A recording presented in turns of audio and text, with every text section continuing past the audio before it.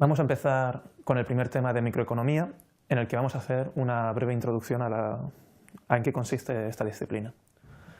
Lo primero de todo es plantearnos qué es la economía. La economía es una disciplina que estudia cómo se realiza la asignación de recursos entre diversos fines. Esta es una definición un tanto oscura, no queda muy claro qué es lo que hace la economía, pero a lo largo del curso iremos comprobando que realmente es a esto a lo que se dedica la economía. Los problemas básicos que estudia la economía es cómo asignar dichos recursos, y para ello se plantea qué es lo que se desea producir, qué es lo que vamos a producir, cómo vamos a producirlo y finalmente para quién vamos a producir.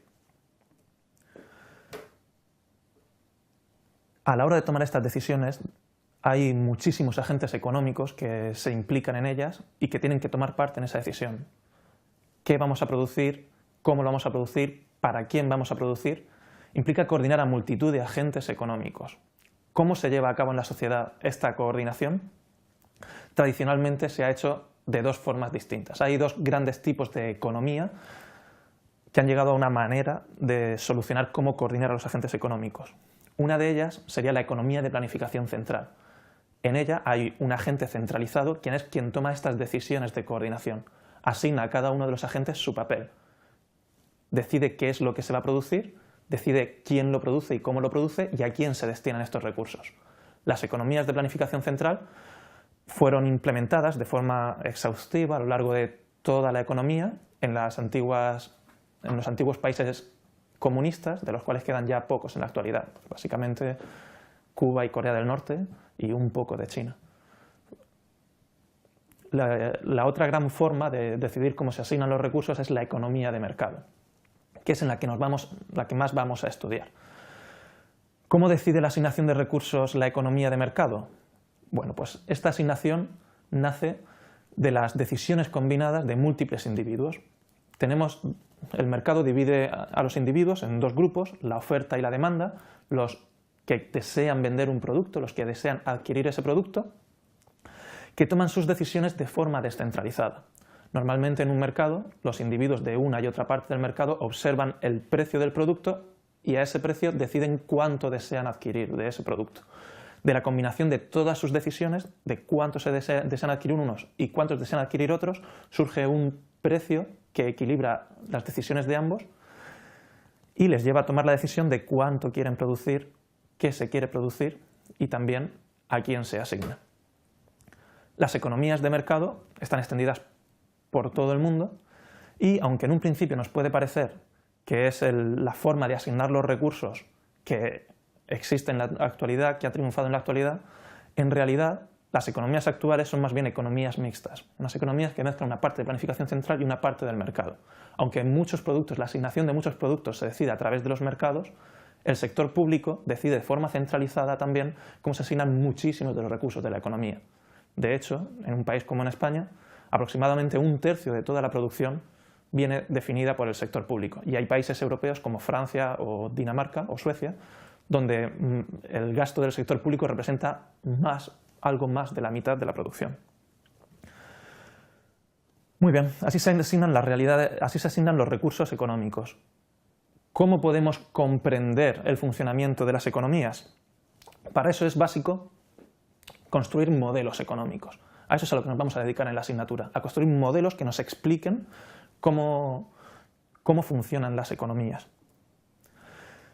En estos modelos lo que hacemos es sacar las características más importantes de la realidad, simplificar la realidad como en un mapa, construir un mapa sencillo y estudiar cómo las distintas variables se combinan. Tendremos variables exógenas, que son las que no son explicadas por los modelos, y variables endógenas, que son las que son de nuestro interés.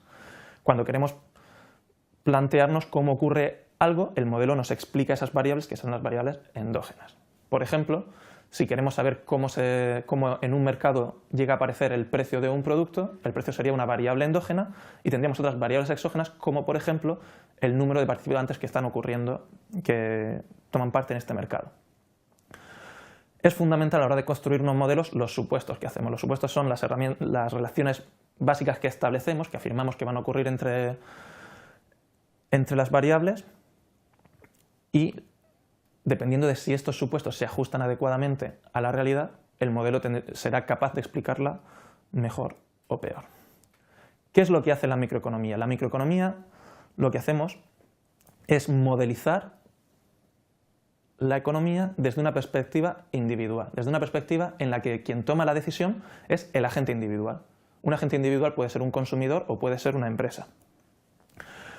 La microeconomía va a analizar, por tanto, las decisiones concretas de esos agentes, las decisiones concretas de los consumidores o las decisiones concretas de las empresas, pero también va a analizar qué es lo que resulta de la agregación de muchas decisiones individuales, pero siempre teniendo en cuenta que el agente que decide es individual. Estamos planteándonos siempre que son los individuos quienes toman sus decisiones. Por ejemplo, la microeconomía estudia cómo fluctúan los mercados, pero para estudiar los mercados parte de que quienes están tomando sus decisiones son agentes individuales. Otra rama de la economía es la macroeconomía, en la cual el individuo que decide es la sociedad como un conjunto. Sobre macroeconomía estudiaremos en el curso siguiente. Bueno, la macroeconomía se plantea cuestiones como cómo será el crecimiento económico de un país o cómo evoluciona la inflación. En estos casos, el agente que toma las decisiones no es el individuo, sino un conjunto de individuos tomados como un agente único. Planteamos modelos para estudiar la economía. ¿Cuáles serán los modelos válidos? Bueno, pues para saber qué modelos son válidos, habrá que comprobarlos. Lo que hacemos en economía es proponer estos modelos y luego comprobar si la realidad se explica adecuadamente por dichos modelos. Si la realidad es realmente explicada por esos modelos, aceptamos el modelo como válido y si el modelo no es capaz de explicar lo que ocurre en la realidad, lo rechazamos. La economía utiliza el método científico. Este proceso de acercarnos hacia la realidad es el método científico y, por tanto, pues la economía se comporta como cualquier otra ciencia. ¿Cómo contrastan los modelos de la economía? Bueno, es una dificultad bastante importante para nuestra disciplina. ¿Por qué? Porque muchas veces las teorías económicas son muy difíciles de contrastar en la realidad. Otras ciencias, como las ciencias experimentales, realizan continuamente experimentos de laboratorio para comprobar en situaciones controladas si las teorías son correctas o no. Es muy complicado tener estas situaciones en la economía. Por ejemplo, una teoría macroeconómica sobre cómo funciona el crecimiento económico es difícil contrastarla porque no podemos construir un experimento de una economía en su conjunto.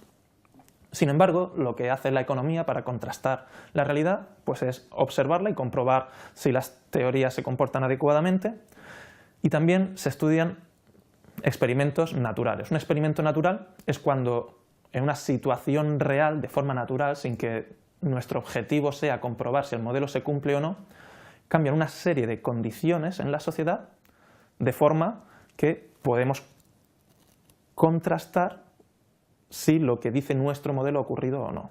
Por ejemplo, imaginemos una teoría sobre el funcionamiento de los monopolios en la que afirmemos que los monopolios van a generar precios más altos que las economías de mercado formadas por muchos individuos. Si en un momento determinado el Estado decide que en un determinado producto se va a crear un monopolio, eso es un experimento natural donde podemos comprobar si realmente, posteriormente, el monopolio genera precios más altos o no. Otra forma de comprobar la realidad, los modelos económicos que se lleva a cabo son los experimentos de campo. Cuando se hacen experimentos de campo, lo que tenemos detrás es un modelo de comportamiento de los individuos y vamos a la realidad, a agentes tomando sus decisiones en la vida concreta y les proponemos ciertos cambios en sus acciones que nos lleven a poder estudiar si el modelo se cumple o no.